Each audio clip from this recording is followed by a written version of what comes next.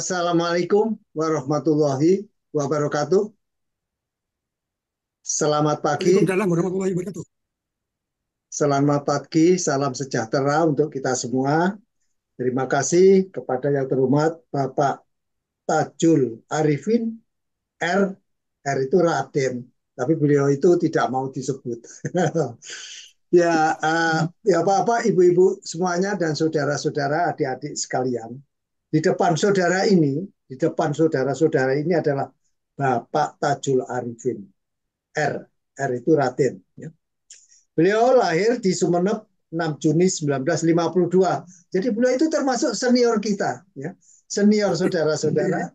Ya untung beliau ini terus terang beliau itu ada keturunan termasuk keturunan keraton ya. Beliau itu masuk keturunan keraton, tapi beliau itu kalau saya bilang dalam bahasa Inggrisnya humble, andap asor, andap asor, rendah hati. Walaupun beliau itu kalau zaman istilah keraton itu sangat tinggi posisinya ya. Itu ya kalau saya itu sangat menghormati beliau, masih bersedia berbagi ya. Yang hebat hebat lagi beliau itu sudah bersedia berbagi, ya volunteer termasuk tadi rendah hatinya yang luar biasa ya. Aktivitasnya, aktivitas ini yang luar biasa. Beliau pun meskipun senior, usianya yang sudah 70 apa hampir 71 lebih. 71 6 bulan ya, 71 6 bulan ya. Jadi ini masih aktif dari segala kegiatan terutama dalam budaya Madura. Ya, beliau itu adalah penulis pegiat sejarah budaya Sumeneb, Direktur LSM Insani Sumeneb, Ketua 3 TKRM Peking Padeng Pengging Pajang Indonesia, Ketua Komite SMPN 2 Sumeneb, Sekretaris Lembaga Pelestari Situs Tumenggung Kanduruan, dan lain-lain. Karya beliau itu ternyata luar biasa sekali. Jadi paling tidak itu 19 buku karangan beliau itu. Mulai tahun 74 itu silsilah dinasti Sentana Nata Praja Panatagama ing Jawi Dwipantara ya. Kemudian biografi dan istilah keluarga Kiai Haji Zainal Arifin itu tahun 1996. Kemudian diikuti 1997 itu dinasti Sanjaya. Tahun 2002 ya, ada lagi Adipati Arya Wiraraja dalam sejarah pemerintahan Kabupaten Sumeneb. Nomor 5 ada Sang Adipati Arya Wiraraja itu tahun 2005 diterbitkannya. Kemudian tahun 2007 menerbitkan lagi. Ya, memang beliau itu produktif sekali, ya, produktif sekali. Arya Adikara Wiraraja. Dan ada biografi Kiai Hasyim Asrim, ada pengembangan industri ukur-ukuran, tokoh pejuang-pejuang Sumeneb itu, kemudian Sumeneb dalam lintasan sejarah, ada Asta Tenggi itu tahun 2013, ada langgam arsitektur tradisional Sumeneb itu tahun 2017. Masih ada 5 terakhir itu, ada Rokat Pandopo tahun 2018, ada lagi tahun 2015 ada Arya Wiraraja, terus Perjuangan Rakyat Sumeneb tahun 22, dan Mahabharata. Nah, ini yang hampir yang terbaru juga ya. Mahabharata, akulturasi epos India dengan Indonesia dan Hindu dengan Islam. Ini buku-buku beliau itu penting sekali saudara-saudara untuk bisa diakses atau dibeli ya, yang banyak di toko-toko. Ini dinasti Arya Wiraraja itu juga tahun 2022. Jadi baru saja kemarin. Dua yang terakhir itu Arya Wiraraja tahun 2023. Dan yang terakhir juga ini yang nomor 19 ini Sumeneb dalam bingkai adat keraton ya. Ini adalah karya beliau yang terbaru. Jadi kalau saudara-saudara mau ya silahkan ya. Karena beliau itu adalah pemenang 10 besar peringkat penulisan sejarah lokal. Ada juga juara 3 sutradara pementasan fragmen. Ya. R. Aryo Pujo Panuli tingkat provinsi Jawa Timur tahun 2013. Masih banyak lagi karya-karya beliau termasuk bedah buku, narasumber berbagai event, ya luar biasa. Ini terima kasih loh Pak Tajul Arifin, panjenengan panjenengan apa masih bersedia. Jadi bagi saya ini sebagai orang kecil ya yang mencari-cari tokoh seperti Bapak itu sudah mulayan mencari apa ya? Mencari jarum, mencari butir yang di tengah gurun Sahara yang sulit sekali. Pak Tajul Arifin, Didin di sana sudah disiapkan itu PowerPoint-nya. Silakan Pak Tajul Arifin memulai. Terima kasih. Assalamualaikum warahmatullahi wabarakatuh. Waalaikumsalam warahmatullahi wabarakatuh.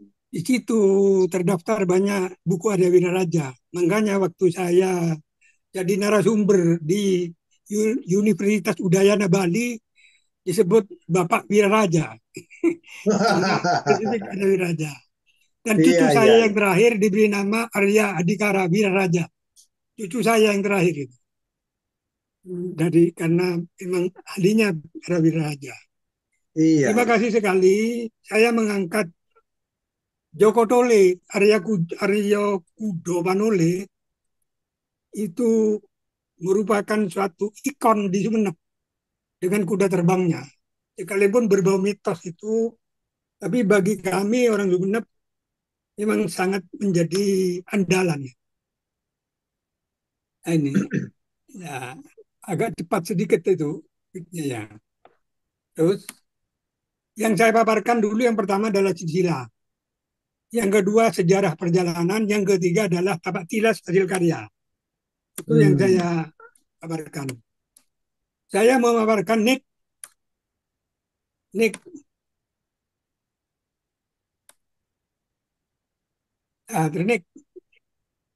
Nick, Nick ya.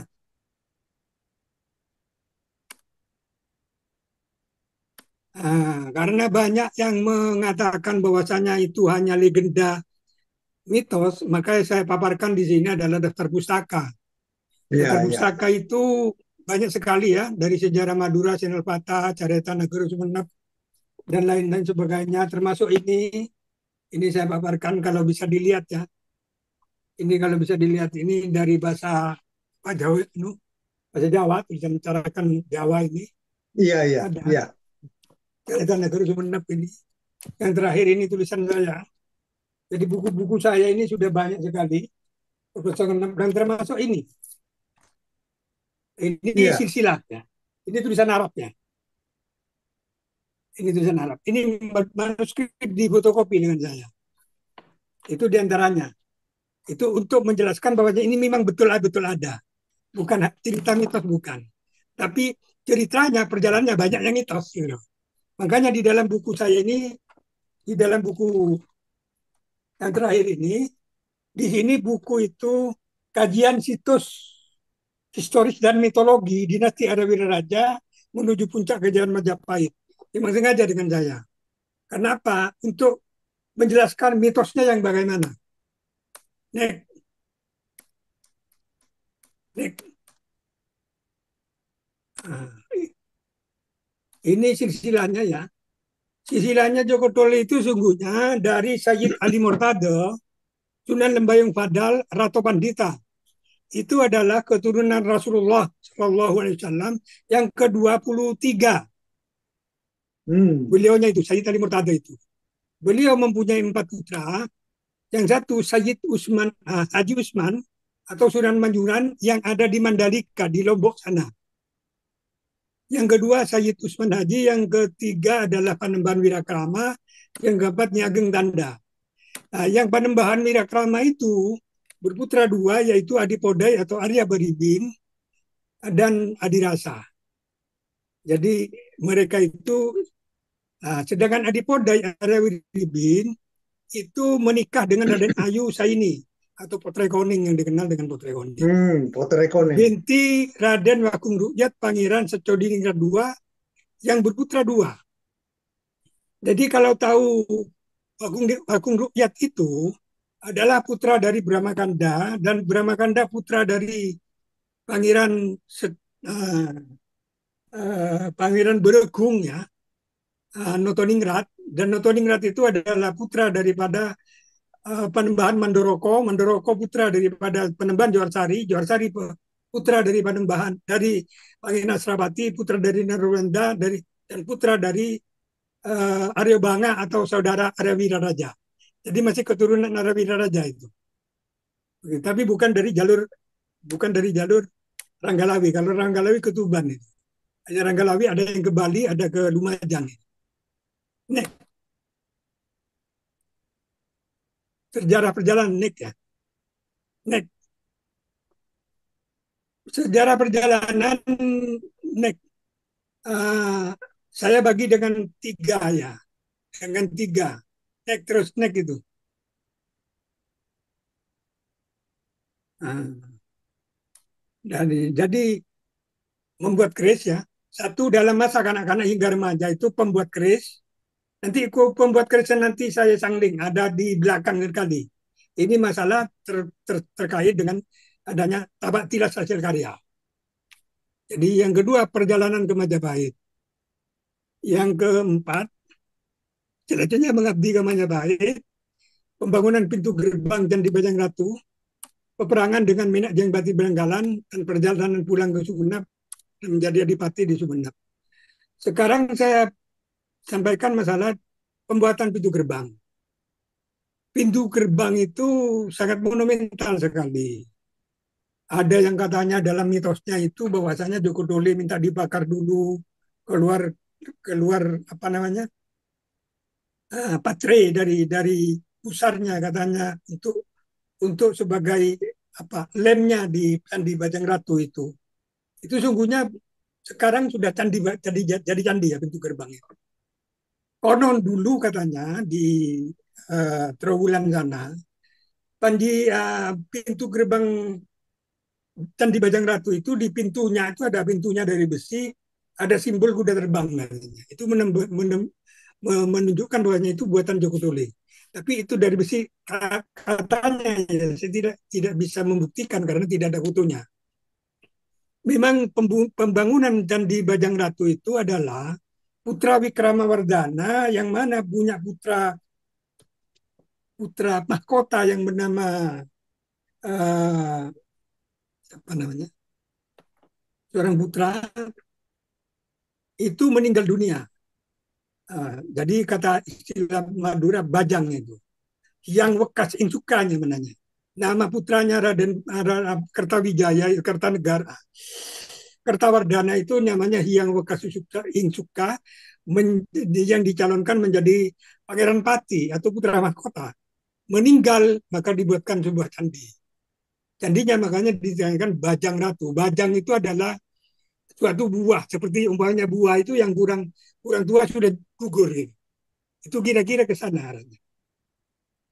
Itu dalam yang cukup cukup monumental, cukup legendaris sekali, masalah cukup dramatis lah ceritanya itu yang bercampur dengan mitos dan sebagainya, yang di mana waktu itu Kertawardhana mengundang beberapa empu termasuk Empu Keleng. Empu Keleng itu adalah putra ayah angkat Joko Dole, karena Joko Dole waktu lahirnya itu memang dibuang. Jadi Joko Dole itu putra putri Koning yang mana sudah kenal dengan Adipodai, tapi sayang ayahnya itu tidak tidak setuju karena karena konon katanya itu karena tidak ada oloon cura katanya bahasa Madura. Jadi biasanya dilihat dari keturunannya siapa dan bagaimana karakternya jadi apa dan sebagainya. Uh, itu tidak diketemukan maka tidak setujui. Konon ada informasi bahwasanya lain agama. Sedangkan Pangeran Secodiningrat itu adalah agama Hindu-Buddha, sedang namanya ini katanya agama Islam. Tapi itu hanya berita saja, tidak bisa dipercaya gitu. Tapi waktu itu dikawinkan dengan mbahnya yang ada di Bereku. Dan mbahnya itu sebagai wali kabir. Jadi dikawinkan sampai hamil, dan kehamilan itu diceritakan dalam kisah mitosnya hasilnya mimpi. Ya tidak mungkin loh mimpi itu jadi anak, tidak mungkin. Kecuali ada tiga makhluk, tiga manusia yang aneh di alam dunia ini ada tiga manusia. Satu uh, tidak punya ayah dan tidak punya ibu. Yang kedua punya ayah dan tidak punya ibu. Yang ketiga punya ibu tidak punya ayah. Yaitu tidak punya ayah dan tidak punya ibu itu adalah Nabi Adam. Itu ada di dalam Al-Quran. Yang punya ayah tidak punya ibu itu Siti Hawa. Karena dibuat konon dari tulang rusuknya Nabi Adam. Yang tidak punya ayah dan punya ibu itu adalah Nabi Isa. Itu yang sudah baku, yang tidak bisa diganggu gugat lah istilahnya dalam ajaran agama Islam. Jadi itu hanya mitos bahwasanya itu hasil mimpi, bukan hasil mimpi sebenarnya. Beliau itu adalah uh, kawin secara biasa. Nah, jadi setelah itu maka besar sudah lahir dibuang di desa Pakandangan diketemukan oleh seorang empu namanya Mbok. Ini jangan terlalu unik itu anu pulang itu lah. Di sana dididik untuk membuat keris. Konon katanya membuat keris itu cukup tidak usah dibakar, itu mitos. Ya tidak mungkin lah besi sesakti apapun yang tidak mungkin. Tapi itu mitos saja ya, karena itu untuk hiburan masyarakat sebagai kearifan lokal ya diterima saja. Sekalipun tidak logis istilahnya. Jadi perjalanan-perjalanan dari Majapahit pulang ke Sumeneb itu banyak sekali legenda dongeng-dongeng, cerita mitos seperti pembuatan apa namanya, membuat um, membuat sumber mata air namanya Soca, Ompun dan lain sebagainya. Banyak sekali cerita-cerita nama-nama desa yang dari Kamal sampai Sumeneb itu terjadi karena katanya yang menamakan itu adalah apa yang telah pernah dilakukan oleh Joko Dole. Joko Dole ini memang luar biasa sekali.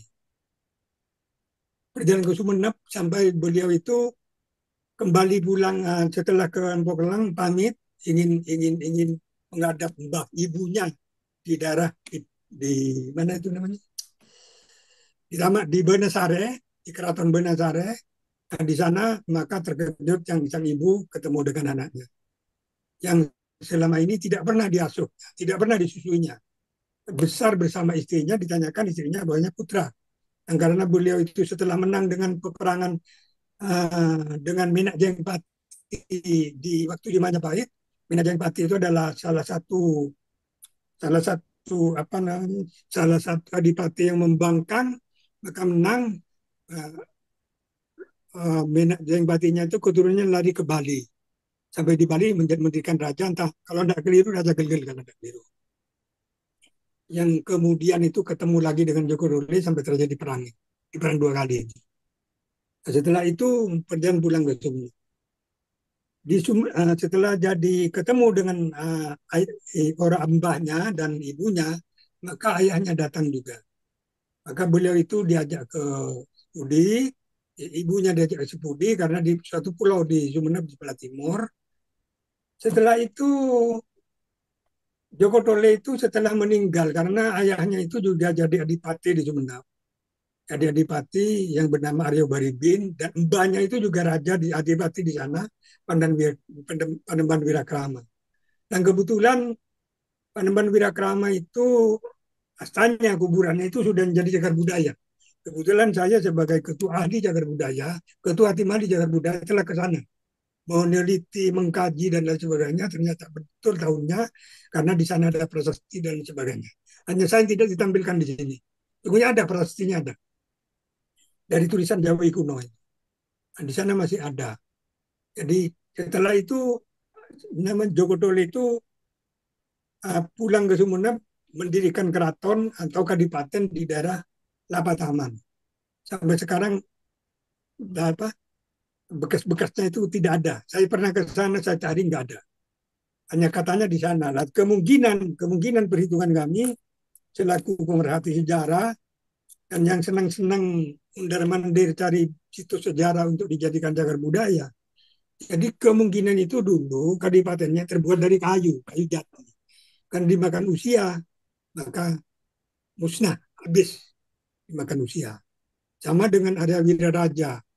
Juga saya dulu pernah ke bekas keratonnya di Batu Putih karena sudah tahun 1269, jadi 750 tahun yang lalu, maka habis. Hanya sisa-sisanya ada. Contoh seperti Ranggalawe. Ranggalawe itu pemelihara kuda.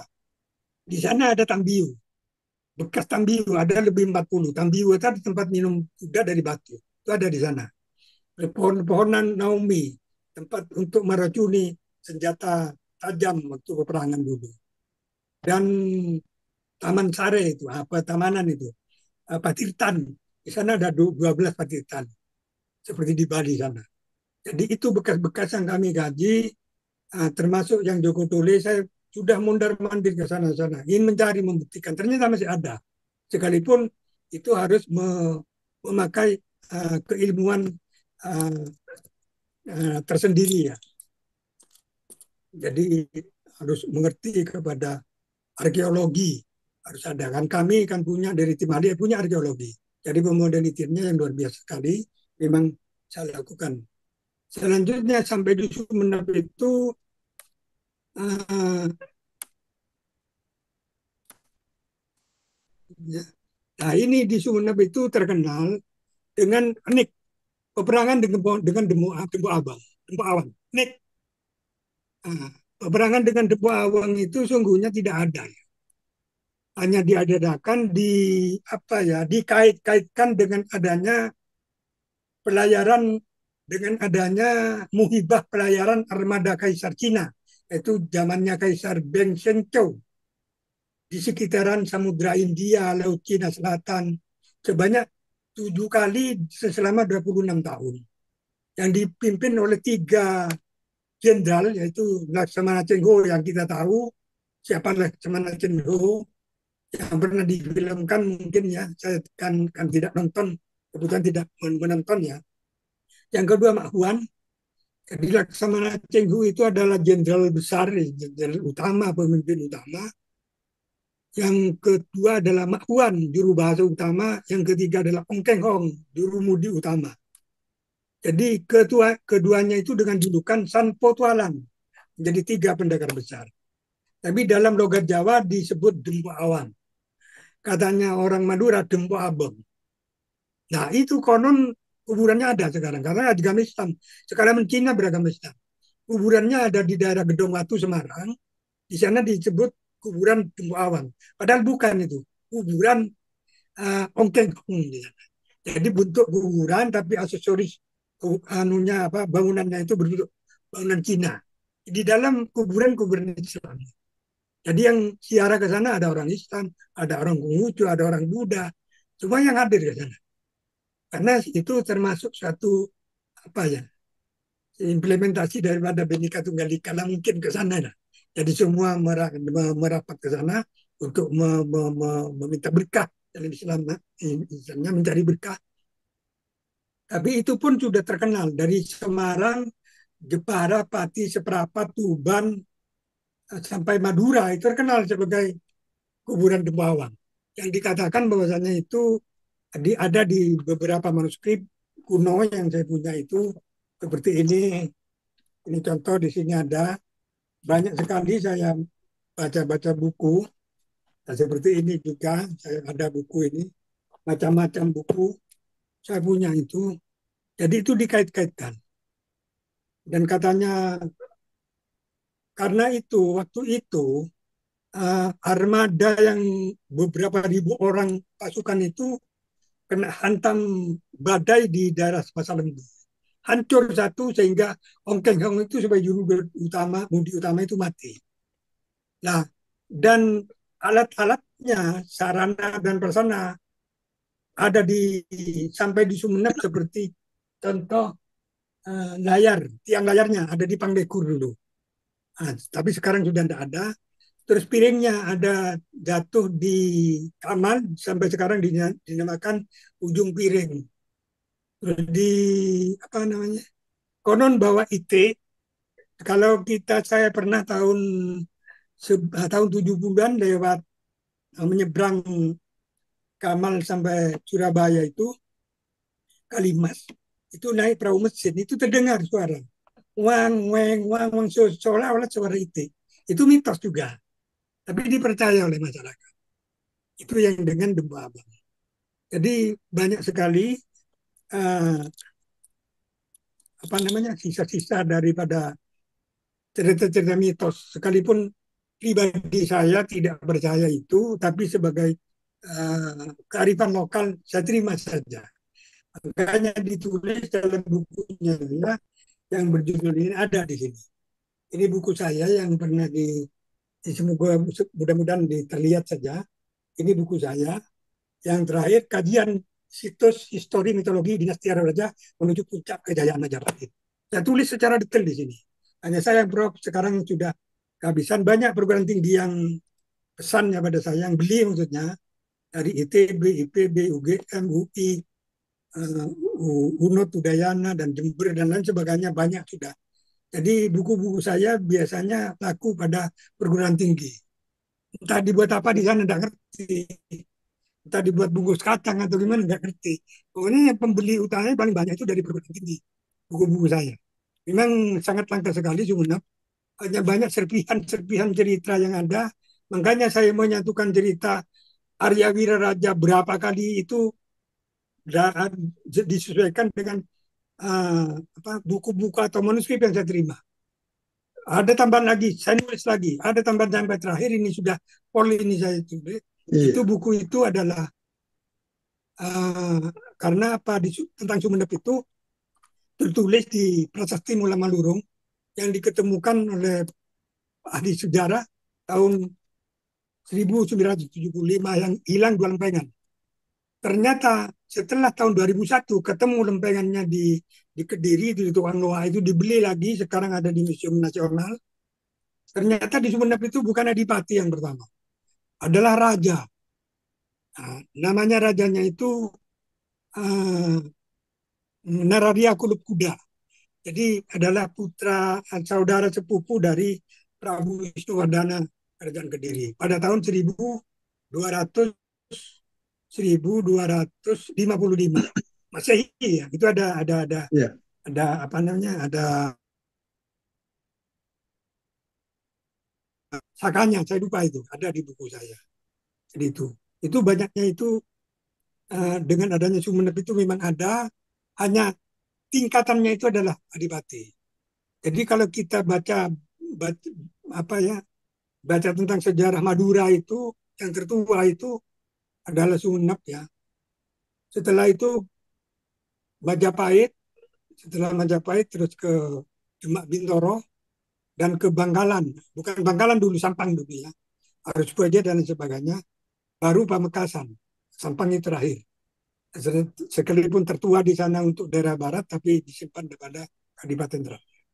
Iya, iya Begitu. Pak Tajul. Ini sambil itu efisiensi waktu ya, tinggal 10 menit ya. Nah, ini jadi tujuan Muhibah itu adalah untuk mencari cap stempel stempel Gajah Putih di bawah lari ke arah selatan dan menyinggahi negara-negara tetangga. Jadi di Cina dulu cap stempel itu merupakan kekayaan yang kunci daripada suatu kerajaan, sangat berharga. Nek. Jadi di sini Oh. ini Ini ini hanya gambarnya bagus. ilustrasi ya gambar. Ilustrasi. Ini hanya ilustrasi saja.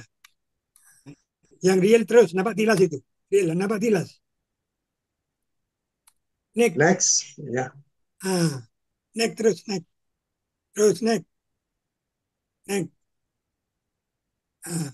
Ini jadi di ke atas dulu, saya jelaskan dulu. Jadi di Sumeneb saya pentaskan dalam perlombaan di provinsi tentang dengan judul keris Pakandangan itu memang terjadi. Sekarang sudah menjamur di Sumeneb. Mungkin Sumeneb itu adalah pembuat keris terbesar sedunia. Kalau di Solo itu paling 9, di Jogja itu ada empunya ada 7, di Malang ada 7, di Bali ada 8, di Sumeneb itu 800 lebih empu pembuat keris sampai sekarang.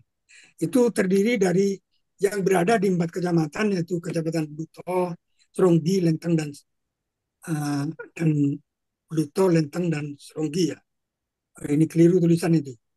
Yang betul adalah Lenteng, Seronggi, Bluto. Ada 4 saya. Mana itu lagi? Jadi di 14 desa, di Aindongtong, Balongan, Duko, dan sebagainya. Jadi banyak sekali, makanya sekarang sudah dibuat perda keris dan Sumeneb diberi nama Kota Keris. Yang mana itu adalah perjuangan saya sejak 2010, bagaimana Sumeneb akan dijadikan kota keris. Sekarang baru berhasil 13 tahun kemudian setelah saya teriak-teriak di media itu baru berhasil. Nah itu nek nek terus nek. Nah ini Pandi terus nek. Nah ini Pandai besi ya, di daerah sana saya sempat foto itu nek terus. Nah ini adalah ini Pasraman. Sebentar Keris. sebentar berhenti dulu. Itu Pasraman itu dia ke atas sedikit, ke atas lagi, ke atas dikembalikan. Nah, ini dulu ada orang Bali datang ke saya ingin tanya di mana uh, kuburan Asta ya apa Empu Kayu Manis. Saya tunjukkan di Asta Majapahit. Ternyata mereka melakukan meditasi, ternyata benar. Nah, ini yang kayu manis, bujangga kayu manis. Jadi mereka dari Bali datang, saya beri kasih cerita, mereka juga memberikan buku pada saya, hanya bukunya terselip di mana itu di buku saya. Saya cari tadi katanya istilah Madura masih tasang sali itu. Nah ini mengadakan bahasa seraman di sana, ya pemujaan mungkin saya tidak paham, karena mereka itu menganggap saya sebagai keluarganya, sebagai saudaranya. Oke, saya terima kasih. Saya senang sekali diaku dengan orang Bali. Sampai wakil gubernur Bali waktu tahun 2010 datang ke sini, mereka mengaku turunan Abdi Raja, saya diundang ke sana. Saya paparkan juga, biasanya antara Bali Gelgel dengan Sumeneb itu adalah satu saudara, satu keturunan ya maksudnya. Jadi Iya, kita iya. tidak bicara agama, yang penting kita bicara darah, bicara Iya. gen. Jadi itu uh, hasil karya saya. Ini Nek. Nah ya ini beliaunya lihat keris.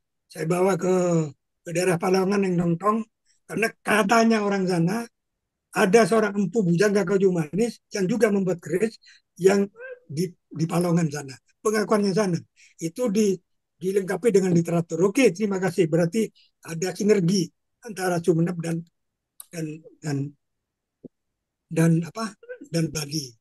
Nah itu Joko Doli meninggal pada tahun 1460, dikuburkan di Nek, di Saasa, Desa Saasa, Kecamatan Mending.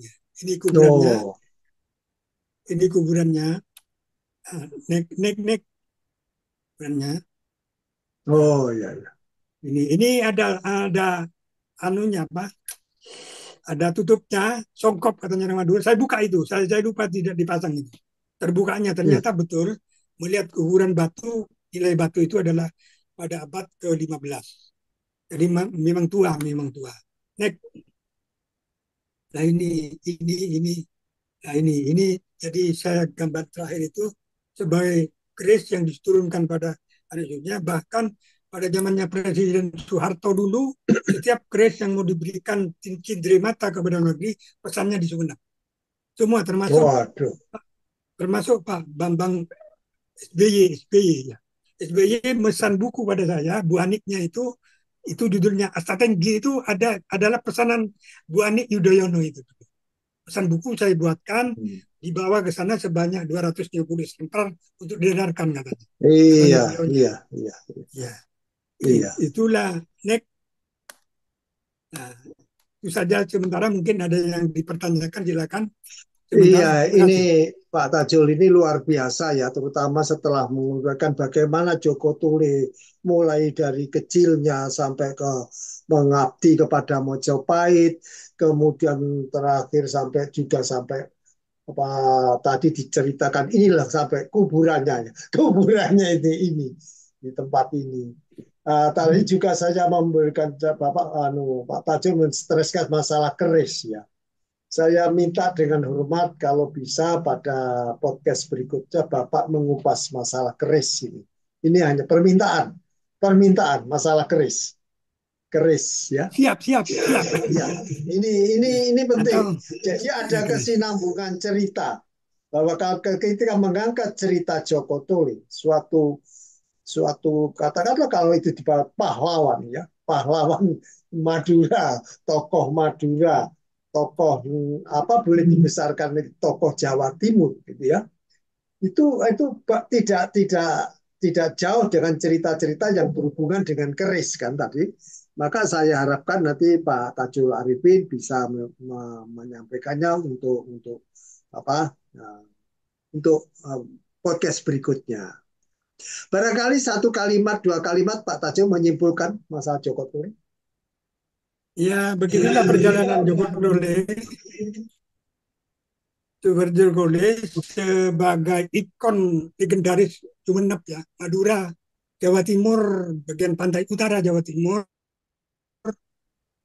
Pantura ya, saja dari Semarang ke timur itu yang menjadi ikon sampai sekarang, uh, simbol daripada logo daripada Madura dikasihkan sebagai kuda terbang. Konon Joko Dole waktu berperang bersama Demawang katanya naik kuda yang punya sayap, Oh, katanya ini tahu saya. oke, kuda sembrani ya dulu Tapi namanya. tapi dipercaya saja ya, oke lah. Yang ada, Iya, saya iya. mikir gini, Joko Dole itu kalau dilihat dari keturunan pancer laki-laki dari Sayyidina Ali itu yang ke-25. Yang Sayyidina Ali saja tidak punya kuda terbang ya, leluhurnya. Kenapa kok Joko? Ya ini pemikiran gampangnya saja, Iya, pemikiran oke, awamnya. oke. Jadi sudah Terima diterima saja. kasih. Terima kasih Pak Mm-mm. Tajul Jadi Arifin. ini perlu dimaklumi. Yang terakhir saya buat di buku ini adalah Sumeneb dalam bingkai adat keraton. Karena Oke. ini perlu dimaklumi juga, adat keraton Sumeneb tidak jauh beda dengan Mataraman. Karena ada Adipati Sumeneb yang mengabdi dulu ke sana seperti apa, Onggo Suto, Tumenggung Onggo Suto itu sepupunya Sultan Agung, dan apa namanya Yudonegoro itu mengabdi pada Amangkurat I dan lain sebagainya. Jadi budaya adat keratonnya tidak jauh beda di sana, tapi lebih legap di Jogja dan Surat di Solo. Sekalipun lebih tua Sumeneb daripada sana. Keratonnya ya, Oh, keratonnya. Kalau iya. pemerintahannya juga pemerintahan lebih tua Sumeneb. Tapi karena di sana sebagai induk ya, induk keraton se-Indonesia, maka kami dari Sumeneb tetap saja berkiblat ke sana. Itu Terima saja. kasih Pak Tajul Arifin. Ini luar biasa. Saya ucapkan Assalamualaikum warahmatullahi wabarakatuh. Waalaikumsalam warahmatullahi wabarakatuh.